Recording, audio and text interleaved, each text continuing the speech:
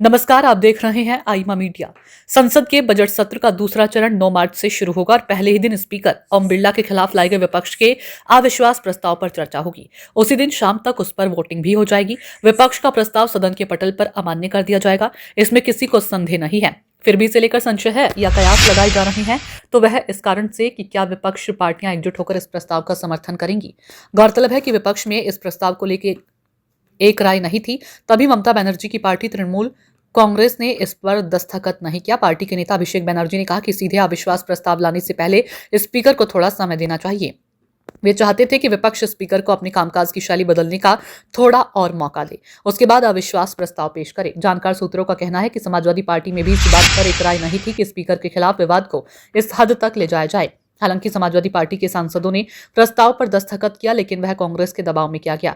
गौरतलब है कि स्पीकर के खिलाफ अविश्वास प्रस्ताव पर न तो राहुल गांधी के दस्तखत हैं और न ही अखिलेश यादव के दस्तखत हैं। सोचें, लोकसभा में विपक्ष की सबसे बड़ी पार्टी कांग्रेस के नेता राहुल गांधी, उनका दस्तखत नहीं है। दूसरी सबसे बड़ी विपक्षी पार्टी समाजवादी पार्टी है, तो उसके भी नेता अखिलेश यादव का दस्तखत नहीं है। और तीसरी सबसे बड़ी विपक्षी पार्टी तृणमूल कांग्रेस, तो उसके भी नेता अभिषेक बनर्जी के दस्तखत नहीं है। क्या यह संयोग है कि लोकसभा में विपक्ष की 3 सबसे बड़ी पार्टियों के नेताओं ने स्पीकर के खिलाफ अविश्वास प्रस्ताव पर दस्तखत नहीं किया? बहरहाल, प्रस्ताव पेश होने और उससे स्वीकार किए जाने और चर्चा के लिए दिन तय हो जाने के बाद भी विपक्षी पार्टियों के अंदर इसे लेकर कोई उत्साह या तैयारी नहीं है। ध्यान रहे, लोकसभा में सत्तारूढ़ एनडीए के सांसदों की संख्या 293 है, यानी बहुमत से 21 ज्यादा। विपक्षी गठबंधन इंडिया ब्लॉक के सांसदों की संख्या 204 है और ममता बनर्जी की पार्टी के 29 सांसद हैं। इस तरह आधिकारिक विपक्ष 233 सदस्यों का है। इनके अलावा 17 और सांसद हैं जो किसी भी गठबंधन के साथ नहीं है। उसमें ओवैसी की एमआईएम, चंद्रशेखर राव की बीआरएस, जगन मोहन रेड्डी की वाईएसआर कांग्रेस के सांसद और कुछ अन्य सांसद भी हैं। जानकार सूत्रों का कहना है कि सरकार अपने 293 सांसदों के भरोसे नहीं रहेगी, क्योंकि उसमें भाजपा के अपने 240 ही सांसद हैं। इसलिए कुछ अन्य पार्टियों से संपर्क किया जा रहा है। भाजपा के संसदीय प्रबंधकों की योजना इस मामले में कांग्रेस को अलग थलग करने की है।